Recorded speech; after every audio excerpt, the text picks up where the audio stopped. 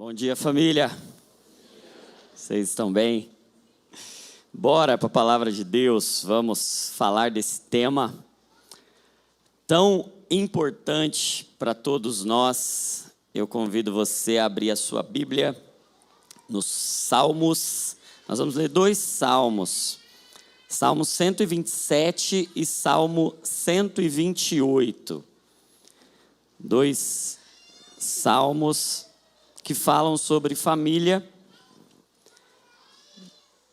E a partir destes salmos nós vamos refletir em verdades do Evangelho sobre as nossas famílias. Quem achou, diga amém. Está escrito assim, Salmo 127. Se não for o Senhor, ou se o Senhor não edificar a casa, se não for o Senhor o construtor da casa, será inútil trabalhar na construção. Se não for o Senhor, ou se não é o Senhor que vigia a cidade, será inútil a sentinela montar guarda. Será inútil levantar cedo e dormir tarde, trabalhando arduamente por alimento. O Senhor concede o sono àqueles a quem Ele ama, ou aos seus amados dá enquanto dormem. Os filhos são herança do Senhor, uma recompensa que Ele dá. Como flechas nas mãos do guerreiro são os filhos nascidos na juventude. Como é feliz o homem que tem a sua aljava cheia deles. Não será humilhado quando enfrentar seus inimigos no tribunal. 128 diz assim: como é feliz quem teme o Senhor, quem anda em seus caminhos. Você comerá do fruto do seu trabalho e será feliz e próspero. Sua mulher será como videira frutífera em sua casa. Seus filhos serão como brotos de oliveiras ao redor da sua mesa. Assim será abençoado o homem que teme o Senhor. Que o Senhor o abençoe desde Sião, para que você veja a prosperidade de Jerusalém todos os dias da sua vida. E veja os filhos dos seus filhos. Haja paz em Israel. Feche seus olhos se você pode. Pai, nós declaramos que Tu és rei sobre todas as coisas. Tu és dono de tudo, Senhor. Nós reconhecemos que só o Senhor coloca as coisas em ordem por meio da Tua ordem, que é a Tua palavra, Pai. Senhor, nós reconhecemos que Tu és o Pai de uma família que toma o Seu nome, Pai. Nós reconhecemos que é impossível fazer a Tua vontade sem a Tua presença, sem o Teu poder. Pai, nós reconhecemos que os nossos esforços mais nobres são inúteis sem o Teu poder, Senhor.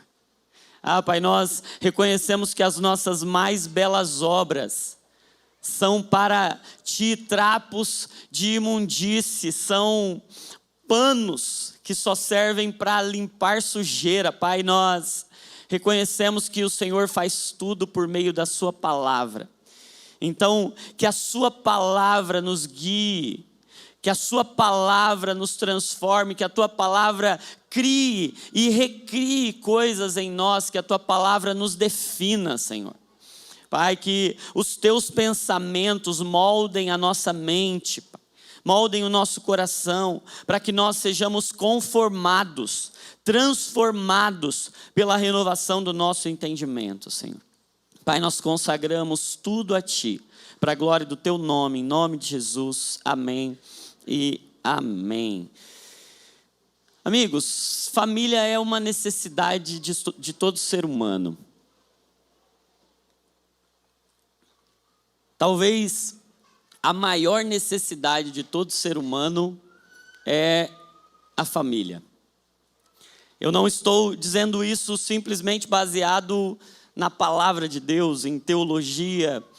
Quando nós olhamos para a sociedade, para aquilo que a sociologia diz, a antropologia diz, a psicologia diz, a pedagogia diz, a medicina diz, todas as áreas de influência, de conhecimento e de ciência estão dizendo o seguinte: o que molda uma cultura, o que molda uma sociedade, o que molda os indivíduos é a família. Quando nós falamos de desenvolvimento emocional, social, cognitivo, quando nós falamos de senso de identidade, de comportamento, quando nós falamos de vínculo, de apego, quando nós falamos de identidade, pertencimento, quando nós falamos de educação, de formação, de conexões, quando nós falamos de saúde, nós estamos inevitavelmente falando de família. Sempre estamos falando sobre família quando os assuntos mais importantes da nossa vida estão envolvidos, passa pela nossa família, passa pelas famílias das pessoas que estamos cuidando ou nos relacionando. E a realidade é que todo mundo está construindo família, até quem não crê na palavra de Deus. Todo mundo está vivendo em função da construção de um lar. Por exemplo, vamos fazer uma pergunta aqui, sim, para a gente ter uma noção. Quem aqui é solteiro, mas pretende um dia se casar? Levanta a mão assim. Levanta, dá uma olhada aí, você está solteiro, levanta a mão, deixa a mão bem alta assim, isso. Agora pode baixar você sua mão. Quem aqui é casado? Levanta a mão. Muito bom. Agora quem aqui é casado e tem filhos? Levanta a mão. Muito bom. Quem aqui já é avô ou avó? Levanta a mão. Muito bom. Agora, quem levantou a mão alguma vez aqui? Levanta a mão assim. Quem levantou a mão, quer casar? Levanta mais alto. Quem é casado, quem quer casar, quem tem filho, quem tem neto, levanta a mão aí. Muito bom, muito bom. Então, vocês perceberam que envolve todos nós estamos incluídos dentro daquilo que nós estamos falando. E a realidade é que o texto que nós lemos, ele fala sobre isso. Está todo mundo construindo uma casa, está todo mundo construindo um lar. Porém, a família não é uma invenção da sociologia, da antropologia, da psicologia, da medicina, da pedagogia, da política. A família é uma instituição divina. E a família talvez seja a representação, e claro que esse é um terreno sempre escorregadio, tentar exemplificar ou definir a trindade a partir de exemplos humanos é algo sempre frustrante e ineficaz. Mas Agostinho de Hipona diz que a família é uma comunhão de amor que reflete de modo finito, não de modo completo, mas de modo finito, o amor trinitário, o amor da trindade, esse relacionamento, essa comunhão de amor. E construir uma família é de fato uma bênção de Deus. Buscar e almejar a edificação de um lar, de uma casa, de uma família, é um desejo inato, é um desejo de qualquer ser humano, independente de onde ele viva, de qual contexto onde ele esteja, de qual seja o Deus daquela cultura, todo mundo está se organizando em famílias. Foi quase que um dispositivo interior, uma memória que já vem instalada dentro de nós, uma programação que já vem instalada dentro de nós, e que, se você olhar para todas as civilizações ao redor do mundo, todas elas vão estar se organizando assim. É algo que já vem de dentro, e quem instalou isso dentro do ser humano foi o próprio Deus. Mas existe um jeito de Deus de fazer as coisas de Deus. Existe um modo de Deus para fazer a vontade de Deus. Não basta querer fazer o que Deus quer que seja feito. Deus tem um modo, Deus tem um jeito, Deus tem um modelo.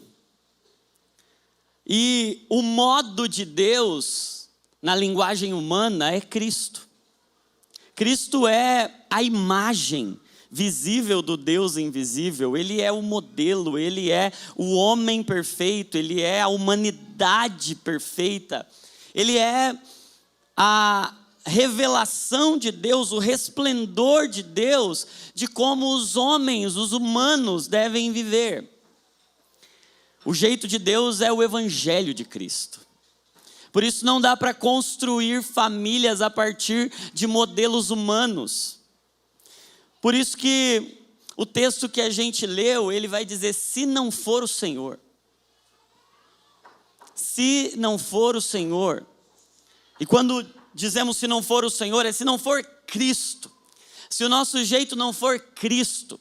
Se o nosso jeito não for o evangelho. Tudo que fazemos é inútil. É construir coisas extremamente custosas para nós, que demandam muito de nós, mas que no final da conta, ou no final das contas, cansa, é inútil, é frustrante. E a gente se decepciona.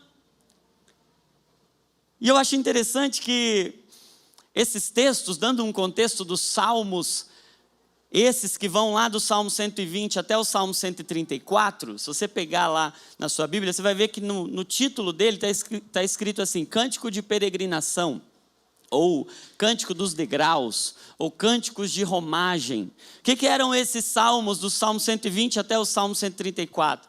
Eram canções, eram poesias, eram cânticos que eram cantados quando o povo estava indo para Jerusalém pela ocasião das festas.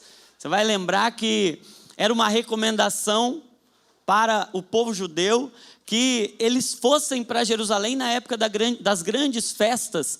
E eles consideravam sempre, independente do lugar onde eles estavam, que Jerusalém estava no alto. E Jerusalém, de fato, fica num lugar alto. Então, eles estavam subindo para Jerusalém. E são 15 salmos. E eles cantavam essas 15 canções enquanto subiam. E não à toa, desses 15 salmos, os 127 e os 128, que falam sobre família, eles estão exatamente no meio desses 15. Os 127, os 128. E eles representam muito dessa medula, sabe? O núcleo da caminhada do povo de Deus. A caminhada do povo de Deus tem um meio, uma medula, uma área mais nuclear, mais central. E essa área nuclear, mais central, mais medular, é a família. Os salmos estão no meio da Bíblia. E aí, nesses cânticos de romagem, esse meio da peregrinação, da subida, da nossa jornada, é a família. Mas olha que interessante. Ele diz, se o Senhor não edificar, se o Senhor não guardar, se não for o Senhor, nós nos frustraremos. E aí olha que interessante. O nosso trabalho é muito importante. Porque ele não diz assim, é só o Senhor que edifica. Ele diz, se o Senhor não edificar. É vão, é inútil o nosso trabalho. Mas eu entendo o seguinte, nenhum ser humano consegue construir sozinho. Mas qualquer ser humano consegue destruir a própria vida sozinho. Não dá para construir sozinho. É como se estivesse dizendo assim, o seu trabalho, e que já vem dentro de você, por isso que todo mundo, quem não crê em Deus, está querendo construir família. Tem gente até brigando pelo direito de poder construir família. Todo esse trabalho ele é necessário, o trabalho de quem está edificando um lar, edificando uma família, construindo uma casa, é necessário, mas nunca é suficiente. Se o Senhor não edificar, é inútil. Ninguém pode construir sozinho, mas qualquer um pode destruir sozinho, porque Provérbios 14:1 diz que a mulher sábia edifica a sua casa, mas a tola a destrói com as suas próprias mãos. A gente sozinho consegue muito bem destruir qualquer coisa. Isso fala sobre a nossa dependência de Deus, sobre o nosso sacerdócio, sobre a responsabilidade de nós estarmos completamente centrados em Deus e em Cristo. Porque senão, o que vai acontecer? Olha o que ele diz: se o Senhor não edificar, em vão trabalham os que a edificam. 3 características de quando a gente exclui Deus da edificação. Primeiro, cansaço. Cansaço. Você lembra que uma das coisas que o faraó tentou propor para impedir que o povo de Deus cultuasse e fosse de fato levado ao seu propósito, o que ele disse? Aumente o trabalho. Vamos cansar, esse povo está com o tempo livre. Uma das características é que a gente vai trabalhar. Cansar. Ficar exausto, entrar em fadiga. E essa é uma característica do nosso tempo. Nós somos o que o Bill Churran chama de sociedade do cansaço. E pode ver, a gente está cada vez mais exausto, mais cansado. E essa é uma característica. Segundo, vazio. É inútil, é vão. Quando a gente tenta fazer sem Deus, além de cansaço, vem um sentimento de vazio, de inutilidade, de falta de propósito. Como se a gente tivesse feito, mas é vão. E ele diz que se o Senhor não guardar a cidade, em vão vigia a sentinela. Ou seja, o que está acontecendo? Você se protege, você se arma, se blinda, tenta mapear todos os riscos, mas é vão. O que sobra? Medo, insegurança. Então, quando a gente está construindo, mas o centro não é Cristo, o que sobra? Sobra cansaço, sobra vazio e sobra insegurança. É um diagnóstico social do que a gente está vivendo. Quando nós olhamos para o mundo, a gente vê isso. E aí, esses 2 salmos vão trazer algumas verdades sobre cada estação da família. Então vamos estação por estação, vamos nessa jornada. Salmo 127, Salmo 128. A gente vai ver que no Salmo 127 ele vai estar falando mais do começo da família.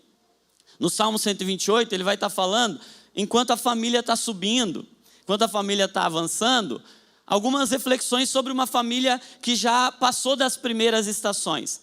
Primeiro, vamos falar sobre o início de uma família, sobre o casamento. Sim? Quem aqui é casado, levanta a mão de novo. Muito bom. O casamento é uma bênção. Sim?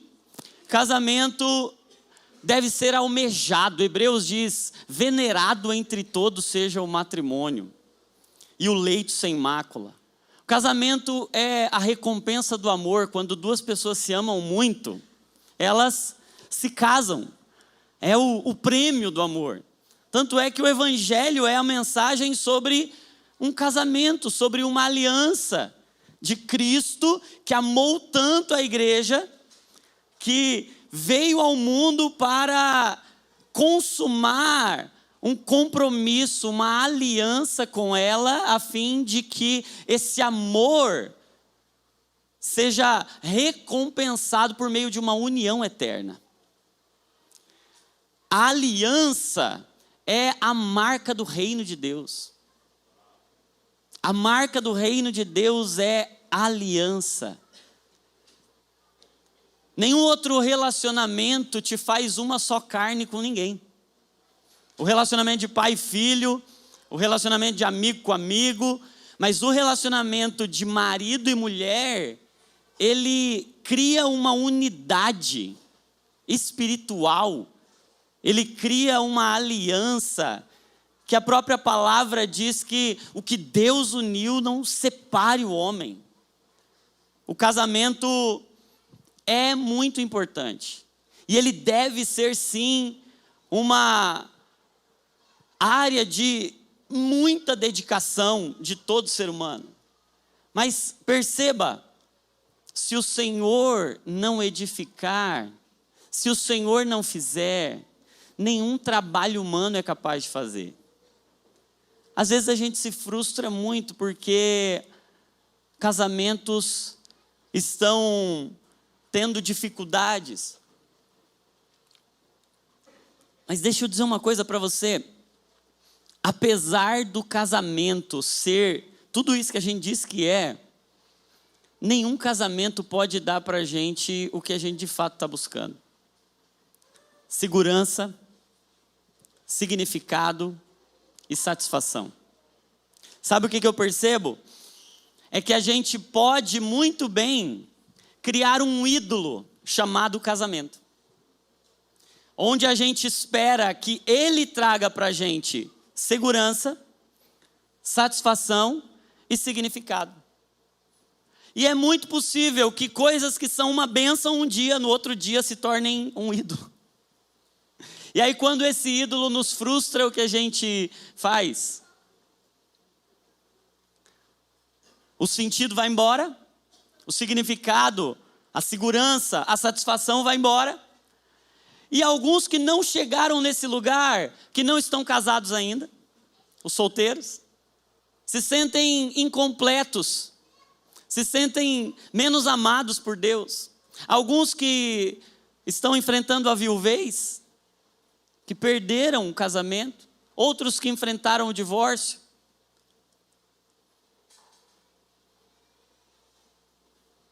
E é fato que o casamento é uma bênção e deve ser almejado, mas o casamento não é suficiente. Cristo é suficiente. E é a partir de uma construção que está centrada em Cristo, que a gente aí está habilitado, a gente pode agora se envolver em um relacionamento para edificar uma casa, porque se o Senhor não edificar a casa, toda a construção é inútil. Paulo não era casado. Não sabemos exatamente quais foram as circunstâncias, mas é fato que ser casado não é uma regra para que alguém construa a sua edificação centrada em Cristo, ou que a felicidade, a satisfação, a segurança esteja lá. E na realidade é só quando não está lá que a gente pode de fato viver um casamento abençoado. Porque se é o casamento que vai te garantir a satisfação, a segurança e o significado, você está com um casamento fadado ao fracasso. Você pode ser extremamente feliz e ir para o inferno. Porque o seu Deus não é o Senhor Jesus Cristo, o seu Deus é o seu casamento. E às vezes, gente, isso é tão imperceptível. Às vezes a gente está construindo uma coisa boa, mas aquela coisa boa se torna um altar para a gente. Vamos avançar um pouco mais. O trabalho, ele diz assim: inútil vos será levantar cedo, repousar tarde, comer o pão de dores ou um pão de sofrimento, trabalhando arduamente, porque o Senhor dá aos seus amados enquanto dormem, o Senhor alimenta, o Senhor dá o sono àqueles que Ele ama. Sabe o que eu percebo? A gente está construindo, edificando uma casa, e uma parte dessa edificação que envolve todos nós é o trabalho. E o trabalho é uma bênção, sim ou não? Mas o trabalho também pode se colocar nesse lugar de nos dar segurança, significado e satisfação.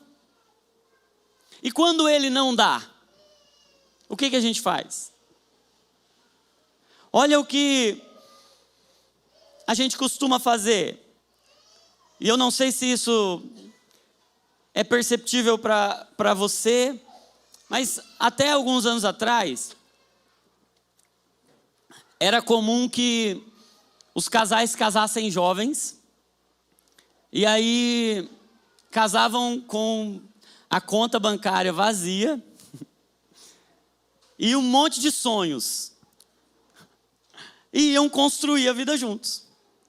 Hoje, e pode não ter nenhum equívoco nisso, mas a gente de alguma forma inverteu esse padrão para não, primeiro eu preciso ter uma estabilidade, eu preciso ter um patrimônio, para depois eu me preocupar em constituir uma família. E não estou julgando qual jeito está certo.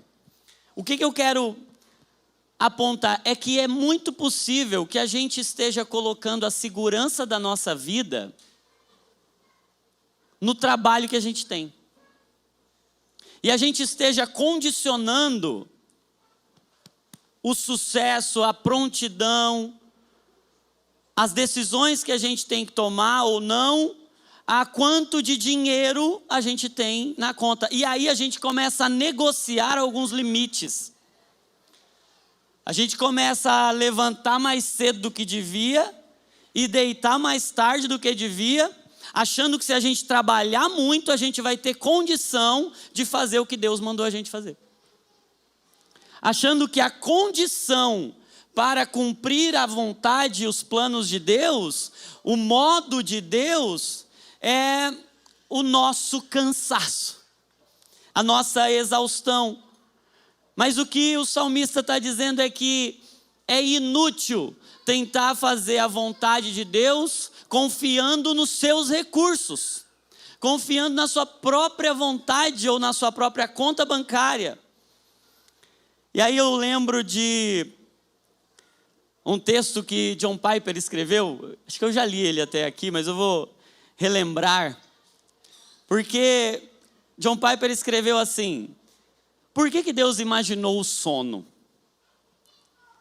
Ele nunca dorme. Será que ele teve a ideia do nada? Deus criou o sono pensando em suas criaturas terrenas, eu e você. Mas por quê? O Salmo 127:2 diz: inútil vos será levantar de madrugada, repousar tarde, comer o pão que penosamente granjeastes, aos seus amados ele o dá enquanto dormem. De acordo com esse texto, presta atenção, o sono é um dom de amor. E um dom que é frequentemente desprezado pela nossa labuta ansiosa. Um sono tranquilo é o oposto da nossa ansiedade. Deus quer que seus filhos confiem nele. Portanto, concluo que Deus criou o sono como um lembrete contínuo de que não deveríamos ficar ansiosos, mas descansar nele. O sono é um lembrete diário da parte de Deus de que nós não somos Deus. É certo que não dorme nem cochila o guarda de Israel, Salmo 121:4. Mas Israel dormirá. Nós não somos Deus. Uma vez ao dia, Deus envia-nos para a cama como pacientes com uma doença. A doença é a tendência crônica de pensar que estamos no controle e que nosso trabalho é indispensável. Para nos curar dessa doença, Deus nos transforma em sacos indefesos de areia uma vez por dia.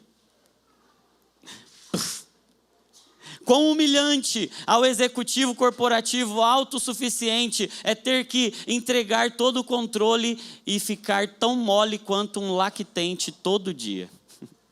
O sono é uma parábola que Deus é Deus e nós meros homens. Deus cuida do mundo numa boa enquanto o hemisfério dorme. O sono é como um disco quebrado que toca a mesma mensagem todos os dias. O homem não é soberano, o homem não é soberano, o homem não é soberano. Deus é soberano. Não deixe que essa lição se perca em você. Deus quer que confiemos nele como grande trabalhador que nunca se cansa e nunca dorme. Ele não fica impressionado com as nossas noites acordadas, nem quando madrugamos cedo, mas quando nos deleitamos nele com a confiança tranquila, que lança nele toda a preocupação e dorme. Sabe, gente, é possível que nós estejamos nos desgastando tanto e desfrutando tão pouco de quem Deus é. É possível que o nosso trabalho, as nossas boas obras se tornem a fonte da nossa segurança, significado e satisfação. Mas ele progride, ele diz assim: os filhos são herança do Senhor.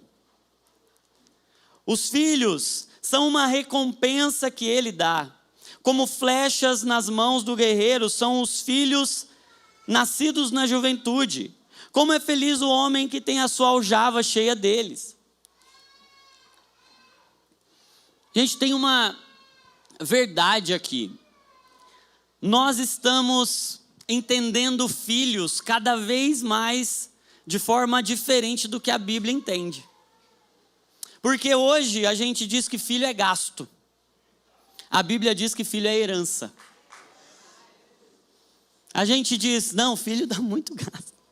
Mas compara, o que é um gasto? Gasto é o que você está perdendo. Mas a Bíblia está dizendo, um filho é uma herança. Herança é algo que você está ganhando. Os filhos são herança. A gente diz assim, filho dá muito trabalho. A Bíblia não diz que filho dá trabalho. A Bíblia diz que filho é o trabalho. A Bíblia não diz que um filho é uma fraqueza, porque muitos de nós hoje entendemos, não, se eu tiver filho vai atrapalhar. Vai atrapalhar minha vida profissional, vai atrapalhar os meus sonhos, vai atrapalhar os meus objetivos. Mas a Bíblia diz que um filho é uma força, são como armas na mão do valente. São como flechas. Então, não é uma fraqueza, não é um fator de enfraquecimento, mas é uma força, uma arma, é uma flecha. Mas perceba, apesar de tudo isso, é possível que os filhos se tornem a razão da nossa vida. É possível que os filhos se tornem nossos deuses.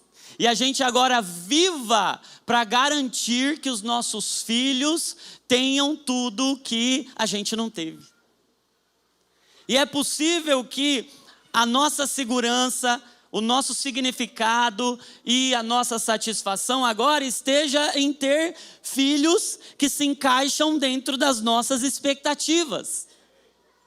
Que estejam saudáveis, bem educados, tirem boas notas, tenham boas amizades e que eles não deem nenhum tipo de problema para a gente. E quando eles dão, a gente diz para Deus, o Senhor errou comigo. O Senhor deu os filhos errados para mim. Devia ter dado outros filhos. Ou quando a gente não os tem. Ou quando a gente tenta e não consegue, como muitos de nós. Como muitos irmãos genuínos, sinceros, que amam a Jesus e às vezes passam a vida tentando gerar e não conseguem.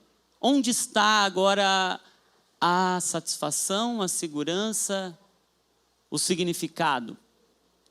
Por isso perceba, gente, a família é bênção, mas ela pode muito bem se tornar um ídolo. E a gente pode se perder de Deus buscando as coisas de Deus. A gente pode ser roubado de Deus pelas maiores bênçãos que Ele nos dá, porque Isaac pode se tornar um impedimento para que Abraão seja o pai da fé. Porque filhos podem se tornar uma boa desculpa para que a gente não busque a Deus como a gente buscava antes. Filhos podem se tornar uma alternativa muito legítima para que a gente não ame o Senhor como a gente amava. Os filhos precisam ser direcionados como flechas ao propósito. Os filhos não devem ficar como flecha na mão dos pais a vida inteira. Uma flecha não foi feita para ficar agarrada na mão. O propósito da flecha não é a mão do valente. O propósito da flecha é o alvo. E quem é o alvo, gente? Cristo. Cristo é o alvo. A flecha tem que ser lapidada, tem que ser cortada, tem que ser aparada. Ela tem que ser trazida agora para perto do peito e ela tem que ser lançada. Os filhos podem se tornar ídolos quando nós os agarramos de forma tão forte, e nós os protegemos tanto, e nós os super protegemos, que nós os impedimos de atingir o alvo que eles precisam atingir. E nós somos, às vezes, a segurança dos nossos filhos. E nós queremos mostrar para eles que nós somos a satisfação deles. E aí acontece um oposto. A gente pode ir, nós falamos de casamento, falamos de trabalho, falamos de filhos, mas nós também temos uma relação com os pais, afinal de contas, todos nós somos flechas. E alguns de nós somos flechas que nunca saíram da mão do pai. E pode acontecer de que pais que nunca pegaram os filhos no colo, e essas flechas se sintam perdidas e sem destino. Porque o propósito, o destino, a identidade, a missão, a vocação, passaria por um enviar, por um relacionamento entre pai e filho. E alguns de nós estamos nos sentindo perdidos até hoje, porque faltou essa figura, faltou esse envio, faltou esse direcionamento. Mas alguns de nós também podemos ter sido seguros com tanta força que a gente não sabe viver fora do controle dos pais. E que alguns de nós confundimos a voz de Deus com a voz dos nossos pais. E se o pai ou a mãe se opõe a algo que Deus quer que seja feito, escolhe o que o pai e a mãe está mandando fazer. E eu não estou falando de criança, não. Estou falando de gente adulta, casada, com filho. Que quem decide o que deve fazer, o que não deve fazer, se deve ter filho, se não deve ter filho, se deve tomar uma decisão ou não tomar uma decisão, ainda é o pai e a mãe. E eu não estou falando sobre desonra, de jeito nenhum. Eu estou falando sobre honra. Porque honrar o pai, honrar a mãe, é viver agora como um bom pai, como uma boa mãe. É ter sido formado agora como alguém que sabe ouvir a voz de Deus. E sabe tomar decisões a partir da voz de Deus, custe o que custar. E é possível que alguns de nós tenhamos os nossos pais como ídolos. Então, gente, vamos perceber, é sutil. Todos nós estamos inseridos em contextos familiares, mas todos nós vamos precisar centralizar Cristo. Todos nós vamos precisar colocar Cristo como centro da nossa vida e construir famílias a partir de Cristo, porque se não for o Senhor que edifica a casa, em vão trabalham os que edificam. Também vai falar sobre avós. E lá no Salmo 128, vai terminar falando sobre avós. Avós tem um propósito, é mostrar que um pai formou outro pai. Um avô carrega essa glória de dizer, eu formei um pai.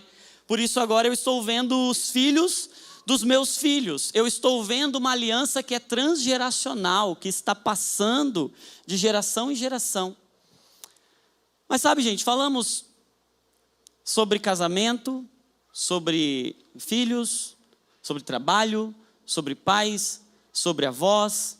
Mas o Salmo 128, ele vai trazer um pouco mais de profundidade para essas análises. E eu queria que você olhasse agora para o Salmo 128. E ele vai dar um zoom e vai mostrar, caminhando na jornada, você vai perceber algumas coisas. Primeiro, como é feliz quem teme o Senhor, quem anda em seus caminhos. Primeiro, o segredo da vida vai ser o quanto a gente teme a Deus. O quanto a gente transforma os nossos muitos temores em temor a Deus. E vai dizer que nós vamos precisar andar nos seus caminhos. E o caminho do Senhor é estreito. Significa que a gente vai ser apertado de um lado, e de um lado negligencie sua família, viva a sua vida, pense em você. E do outro lado vai estar assim, viva para a sua família. E faça tudo o que você pode. E quando der, você busca Deus. E dos dois lados nós seremos exprimidos. E a gente vai precisar estar aqui, no caminho. Vivendo em relacionamento íntimo com o Senhor. Crendo no Evangelho e na obra de Cristo. Para que a gente possa construir a nossa casa a partir da casa do Senhor. Depois ele vai dizer, você comerá do fruto do seu trabalho e será feliz e próspero. Ele está dizendo, felicidade não é ter muito. Felicidade é desfrutar daquilo que você tem. Você vai comer do fruto do seu trabalho. E isso não está dizendo, não é promessa de teologia da prosperidade. É dizendo o seguinte, desfruta do que o Senhor tem dado a você, do que está na sua mão, sabe? Porque quando o inimigo não pode mais destruir a gente, ele tenta distrair a gente. E a gente vai vivendo uma vida no piloto automático, distraído, e a gente não desfruta do que Deus está dando. Vocês lembram que a primeira ordem de Deus para o homem, para Adão, foi coma livremente de todas as árvores do jardim. A primeira ordem é, desfruta, come, aproveita. Não fica distraído com o que você não tem. Fica completamente concentrado no que Deus deu na sua mão. O seu trabalho tem um objetivo. Seu trabalho tem o objetivo de te fazer desfrutar da graça de Deus todos os dias. Mas aí ele progride e diz assim, sua mulher será como videira frutífera em sua casa. Seus filhos serão como broto de oliveira ao redor da sua mesa. E aí a gente pode olhar e falar assim, mas e o casamento que não deu certo? E a pessoa que fez tudo certinho e não está vivendo isso daqui? Esse texto não tem uma conotação prescritiva de dizer, todo mundo fizer tudo certinho. É a lei da linearidade, sabe? Que o Larry Crabb fala, não chega de regras. Você faz tudo certinho aqui para obter isso daqui. A Bíblia não é sobre isso. A lente do Evangelho vai dizer o seguinte, pode ser que você faça tudo certinho e dê tudo errado para você. Mas dando tudo errado para você, você tem um caminho em que está tudo certo. E que caminho é esse? É se Cristo for o Senhor, o Salvador da sua vida, e Ele é a sua segurança, o seu significado e a sua satisfação. E Ele te salva, ainda que você se sinta completamente perdido. Ele é a sua salvação. E aí a gente olha e fala, mas o que esse texto está dizendo? Esse texto está dizendo que no casamento nenhum de nós está com a felicidade condicionada ao outro. Você, como mulher, é como uma videira que tem as suas raízes não no marido, mas em Cristo. Porque tem muitos de nós aqui que vamos lidar com contextos extremamente desafiadores no casamento. E onde está a sua raiz? Quem te nutre de amor? Então o que o texto está dizendo é que na família de Deus, você, ainda que esteja enfrentando o inverno, você pode ser uma videira. Você pode ser parte de uma videira que está enxertada em Cristo. E sabe o que isso quer dizer? Que independente do seu estado civil, você pode frutificar. Independente das suas condições emocionais, você pode frutificar. Frutificar e florescer. Ele está dizendo, a mulher será como uma videira frutífera que floresce. As raízes dela são independentes do marido. Sabe, o Senhor está querendo gerar em nós pessoas que dependem dele, não que dependem do cônjuge. E que vão se relacionar com o cônjuge agora não para extrair, para consumir. O que você tem para me dar hoje? Mas eu estou tão irrigado, tão nutrido, tão satisfeito em Cristo que eu tenho uva para te dar. Que eu tenho alegria para entregar para você. Porque a minha fonte não é você. A minha fonte é Ele. Porque se o Senhor não edificar a casa, em vão trabalham os que edificam. Você pode buscar direto na fonte. Mas tem uma outra verdade aqui, é que há uma primazia nas famílias cristãs de sentar à mesa. E de criar filhos à mesa. A mesa ocupa um papel central no Evangelho. E nós não podemos negligenciar isso. A gente está trocando muito a mesa por outros ambientes. Até eu manjo muito de inglês, a galera sabe ali. Mesa é table, the books on the table. A gente está trocando muito a mesa, o table, pelo tablet. A gente está deixando que outros eduquem, ensinem, que outros discipulem. E o texto diz que a bênção de Deus não é trazer coisas do mundo para a mesa. A bênção de Deus é levar coisas da mesa para o mundo. Essa é a bênção do Senhor, é isso que está escrito aqui. A bênção do Senhor é você ter uma mesa para se sentar. E você, na mesa, fica todo mundo no mesmo nível. Na mesa, você não olha ninguém de cima para baixo. Na mesa, os olhos se cruzam. Na mesa, os corações se encontram. Na mesa, os corações são compartilhados. O pão é partido e Cristo é revelado. E é sobre isso.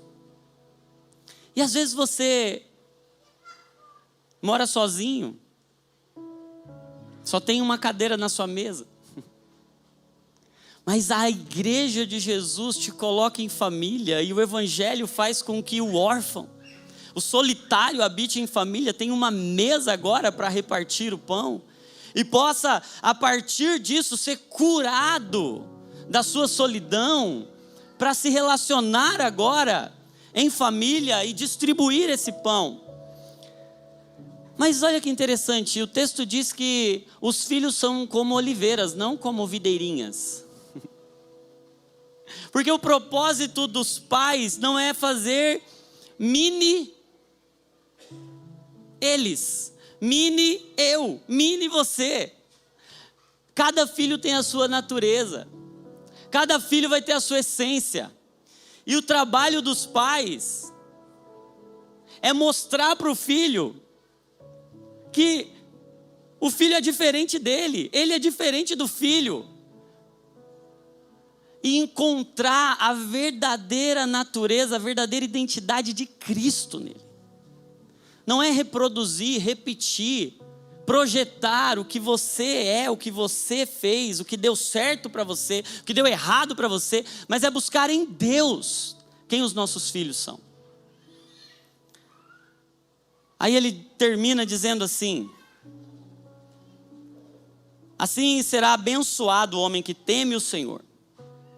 Que o Senhor o abençoe desde Sião, para que você veja a prosperidade de Jerusalém todos os dias da sua vida. O texto está falando de bênção. Essa é a bênção do Senhor para aqueles que o temem. Que você veja a prosperidade da nação, e a prosperidade da nação é feita de famílias que carregam a presença de Deus. Sabe, nós temos pregado aqui, nós estamos construindo um lugar para a presença de Deus, de casa em casa. O que é um lar próspero, gente? Um lar próspero é um lar em que a bênção do Senhor se manifesta a partir de uma mesa. Uma mesa que reparte o evangelho. A bênção do Senhor não é ser casado. A bênção do Senhor não é ter filhos. A bênção do Senhor não é ter netos. A bênção do Senhor é ter Cristo e poder reparti-lo com alguém. E poder fazer isso de forma tão nuclear, tão interna, que você ama tanto alguém a ponto de dar sua vida. Porque lá em Efésios capítulo 5 a gente tem um modelo do que é uma família centrada no evangelho. E diz assim: maridos, amem suas esposas como Cristo amou a igreja. Porque ninguém maltrata o próprio corpo, antes o alimenta e dele cuida. E aí diz assim: como Cristo deu a sua vida pela sua igreja, vocês maridos agora devem dar a sua vida. Perceba, não é para receber reconhecimento, significado, satisfação, segurança, não. Isso tudo ele já recebeu do Pai. Ele agora vai para a mesa para entregar. O cordeiro não vai para a mesa para comer. O cordeiro sempre foi para a mesa para ser servido. Quando a gente senta na mesa, a gente não está lá preocupado assim: o que vocês vão me entregar hoje? Mas famílias centradas no evangelho sentam à mesa para dizer: qual parte do cordeiro precisa ser entregue hoje? Por que na ceia, e a gente falou sobre esse momento semana passada, na Páscoa, por que na Páscoa tinha pão, tinha vinho, mas não tinha o prato principal? Cordeiro. Porque o cordeiro, naquele momento, não estava na mesa, mas estava à mesa, sentado, dizendo assim: isso é o meu corpo, é a minha oferta, é o meu sacrifício. O Senhor está edificando famílias abençoadas, e famílias abençoadas são famílias onde o cordeiro está à mesa. Não para ser servido por outros, mas para se entregar para outros. Famílias centradas no evangelho são famílias que constroem como modelo não o que os pais fizeram, não o que viram no Instagram, mas o que Cristo já fez. É uma vida de cruz, é uma vida de entrega. E agora, isso vai fazer com que a gente perca qualquer necessidade de se proteger, de se defender. Porque nós já estamos salvos. Por que Cristo não teve a sua vida tirada? Ele a entregou, Ele a deu. Ninguém pode tirar a vida. Ele a deu. Porque Ele tinha tanta vida.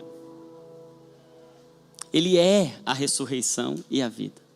E quem agora tem a convicção da ressurreição em si, perde até o medo de morrer por alguém. Hoje o Senhor está chamando a sua igreja para assumir uma responsabilidade com a mensagem da família. Porque o mundo está vivendo em cansaço, inutilidade, frustração, insegurança. Porque não falta mais dinheiro, falta Cristo. Faltam homens e mulheres que vão para suas casas, sentam à mesa, não para dizer assim, o que você tem para me entregar hoje? Mas qual parte de mim eu posso entregar para minha casa hoje? Quero te convidar a se colocar de pé e nós vamos entender uma convocação do Senhor hoje para nós, como igreja. A igreja carrega sobre si uma responsabilidade: transportar a presença de Deus, de casa em casa. E sabe, esses dias o Senhor falou comigo, e eu me enchi de temor quando ouvi isso. Quando Satanás, materializado ali por Faraó, quis impedir a libertação de um povo e a bênção do Senhor de se mostrar ao mundo, ele fez 3 coisas. Aumentou o trabalho e fez com que o povo se sentisse mais cansado. Depois, o que ele fez? Ele tentou impedir que homens surgissem no meio daquele povo. Sempre que o diabo quer impedir que Deus faça alguma coisa, ele tenta atrapalhar a masculinidade de um povo. Por isso que foi assim com Faraó, foi assim depois com Herodes, quando ele manda matar os meninos. Porque se as famílias são privadas de homens bíblicos, elas são altamente suscetíveis à opressão. O mundo está carecendo de famílias que mostrem Cristo. E nós precisamos, como homens, mostrar Cristo ao mundo. Não apenas isso, ele também impede que as crianças sobrevivam. E o diabo está sempre querendo atingir as nossas crianças, impedindo-as de nascerem, ou depois de nascidas, que elas sejam negligenciadas, abandonadas, educadas de qualquer maneira. Nós como igreja precisamos nos posicionar. A bênção do Senhor procede de mesas que tem o cordeiro servido naquele lugar. Eu quero orar por famílias aqui, aquelas que já estão sendo construídas por meio do casamento, mas eu quero orar também por solteiros, meninas, meninos, que precisam desde já aprender um modelo de família que é centrado em Cristo.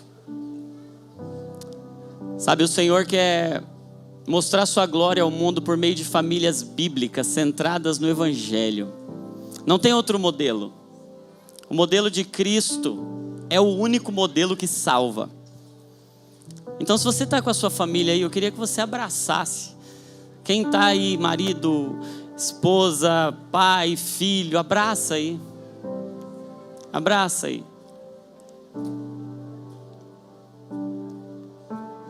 E nós vamos fazer o seguinte: não fica ninguém sozinho. Tem alguém sozinho aí, veio sozinho? Abraça aí quem está do lado. Aí. Fica ninguém sozinho, não. Até eu vou abraçar o Jeff aqui, meu filho. Meu bebê, peguei no colo, Jeff. Nós vamos invocar o poder de Jesus para as nossas casas, amém? Se o Senhor não edificar a casa, em vão trabalham os que edificam. Tem algumas pessoas que estão frustradas porque o projeto de família que fizeram deu errado. Mas deixa eu dizer uma coisa para você: o projeto de vida que dá certo não é o projeto de família que você fez. A vida que dá certo é Cristo. E ainda que qualquer coisa tenha sido tirada de você, Ele não pode ser arrancado de você. O Senhor quer restaurar a satisfação, a segurança e o significado de algumas pessoas aqui hoje. Esse dia é um dia de cura do Senhor para nós, amém? Enquanto nós cantarmos essa canção, você vai orar pela sua casa, você vai se colocar como um sacerdote mesmo, como alguém que tem acesso a Deus. Eu não estou falando só de homens, não. Homens, mulheres, crianças, adolescentes. Você vai se colocar diante de Deus, porque se o Senhor não edificar a casa, em vão trabalham os que edificam. O trabalho que nos garante não é o nosso, é o de Cristo. E ele já foi feito há 2000 anos na cruz do Calvário. Quando Jesus disse, está consumado, Ele disse, já está tudo feito. Agora você pode viver não para se salvar, mas para mostrar a salvação ao mundo. Tem algumas pessoas que estão enfrentando crises familiares. Deixa eu dizer uma coisa para você. Hoje o cordeiro vai ser partido na sua mesa. E quando o cordeiro é mostrado ao mundo, as nossas crises ganham significado. A gente ganha propósito, a gente ganha sentido, porque todas as coisas cooperam para o bem daqueles que o amam. Até as crises, as dores, as perdas. O Senhor vai visitar cada família, cada casa dessa cidade, dessa nação. E a bênção do Senhor é dar mesa para o mundo. Mesas que repartem o Evangelho. Eu quero te fazer um desafio. O desafio é, essa semana você vai sentar à mesa com a sua família, você vai abrir a Bíblia e você vai compartilhar o Evangelho. Amém. Ainda que sua família não seja nem cristã, faz lá 2 minutos, senta lá, fala, gente, deixa eu contar uma coisa aqui para vocês. É o desafio. Quem topa esse desafio? Levanta a sua mão. Você vai fazer todo dia um tempo de mesa com a sua família. E gente, isso não garante nada. Não é que você vai fazer isso e aí sua vida vai... Não. Mas uma coisa é certa. Você vai estar partindo o cordeiro e essa é sua missão. Você não garante o resultado, porque é o Senhor que edifica. Mas você tem o privilégio de partir o pão à mesa e ser como o cordeiro, que vive a sua vida não para ser reconhecido, aceito, mas que cumpre a sua missão e ama os seus até o fim, amém? Vamos fazer isso. Enquanto você faz isso, ora pela sua casa, ora pela sua família. Vamos cantar essa canção e orar ao Senhor.